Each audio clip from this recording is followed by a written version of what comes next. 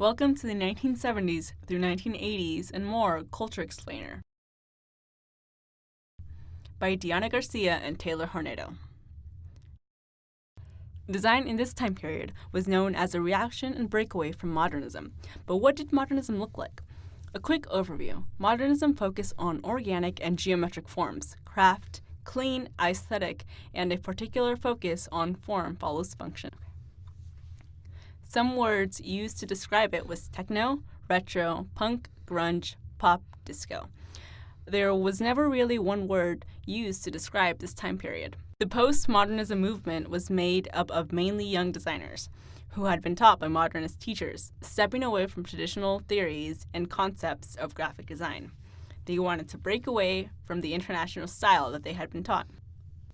International style could be described as angular. It was made by the Swiss, which used elegant design, followed a grid system, and looked clean, while still following geometrical guidelines. But postmodernism style took that, chewed it all up, and spit it out. Some of the artists that were associated with postmodernism style had been students of modernists, which include Wolfgang Weingart, April Greiman, and Paula Scher, as well as Rosemary Tesey, Neville Brody. They rejected form follows function, turning it upside down. They began to ask why, questioning all the rules of graphic design. If you could question a graphic design principle, they did. There were different designs in postmodernism, though they had the same stylistic principles, they each had different identities. Hybrid aesthetics, which was a fusion of different styles, were popular. Postmodernism was also described as an organized chaos, rife with nihilism, dystopian aesthetics, and disenchantment to consumer culture. Graphic design proved a platform for nuanced definitions of groups and subgroups within broader movements, and identity politics and social science systems developed hand in hand.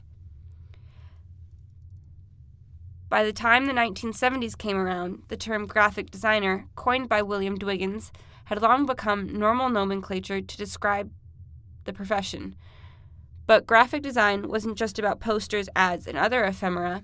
The profession was expanding outside of photographic and print processes into videos, video games, and music video graphics, and etc. The first big instance of postmodernism happened in Milan in 1981, where the Memphis group debuted designed furniture and objects that incorporated color and aspects of postmodernist design in their exhibition at a prestigious furniture fair. Design aesthetics in the postmodern era included bright colors, blocky design, geometric shapes, and with the rise of new technology, more and more designs used collage and appropriation, sparking debate about originality. Some of the ephemera that incorporated this new design style included zines, magazines, business cards, posters, and music covers. Graphic design wasn't the only thing changing either. Music and fashion were rapidly changing and adopting new looks and styles. The political and economic tensions of the time were pushing young artists to be more creative and express their emotions and opinions through design. For the most part, postmodernism didn't show up in design until the late 1970s. Let's take a look at this time period. This is the time when people started to use visual images more as a form to protest the war. Message was the number one priority, and design came second. These posters became popular not just during protests, but in college campuses, too, as students started to design and distribute them. Peace started to become a popular theme as a way to end war. This was a design made in 1970 called America in Revolt, the Art of Protest, which was just one of many symbolic images made during this time as a way to call for the end of war. Fashion from the 1960s was still alive and carried over to the 1970s. Some of this included bell-bottoms, macro mini or maxi skirts, platform-soled shoes, and also disco-style apparel. Women's kaftan also started to become a trend. There was also influence from music that correlated with the type of fashion that they wore. In the 1970s, the first computers hit the market. Steve Jobs and Steve Wozniak had designed the Apple I and the Apple II. The Apple II was a big market hit. The personal computer had color graphics and an accessible setup. the Apple II made a huge impact in the design world, from designers to type manufacturers. The earliest computer-based typesetters were a hybrid of photo compositions. None of these early machines handled graphics well, and each machine had their own font formats. The 1970s resolved the lack of computer design solutions by collaborating with professional artists. However, the 80s is when postmodernist design really took off. On December 11, 1980, Eltor Sass organized a meeting with designers and formed a design collaborative named the Memphis Group. The name was taken after the Bob Dylan song Stuck Inside a Mobile with the Memphis Blues Again, which had been played repeatedly throughout the evening's meeting. They drew inspiration from such movements such as the 1950s kitsch and futuristic themes. In 1981, the Memphis Group debuted their designs at the most prestigious furniture fair in Milan, the Salon de Mobile. The Memphis Group's work often incorporated plastic laminate and was characterized by ephemeral design featuring colorful and abstract decoration as well as asymmetrical shapes. Their work was initially regarded with shock, and many of their designs didn't become well liked until the 90s.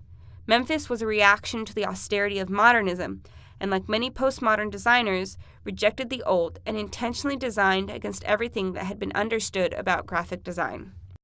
Influences from all over the world were affecting postmodernism. Japan had rebuilt themselves from World War I and were starting to influence the graphic design world. Symmetry and color were put together to make graphic design icons. There were also specific elements like a limited color palette, simplified forms, and a use of negative space that designers looked at for inspiration. By the 1980s, personal computers had become affordable for everyone, putting design tools into the hands of all. This decade was also known for its big, blocky text. Imagine cartoon text reminiscent of graffiti art, and you'll get a feel for some of the typography of the decade. In 1984, Apple released Mac Paint for Macintosh computers, allowing designers to use computer graphics in an effortless way, such as with a mouse or graphics tablet. PostScript language allowed designers to place type and graphics on the same page and send it to print, rather than using a drafting table to assemble designs. In 1985, Microsoft introduced Windows, which meant people no longer had to learn MS-DOS to operate a computer. Designing was easy with just a click of a few buttons. Computers made typefaces more accessible, but designers had to deal with the fallout of bad typefaces with poor spacing and kerning, and scanners led to a rise of appropriation, common iconography, photo banks, and clip art inventories, making original expression seem outmoded. Designers began to reject the sentiment of handmade crafting. Image manipulation was getting popular. Initially, images were photomechanically produced on top of each other in order to create a variety of effects. But in 1988, Photoshop was invented. One designer, Scott McKella, was heavily intrigued by the new application and began to experiment with it. His work was described as aggressive, unreadable, and highly controversial.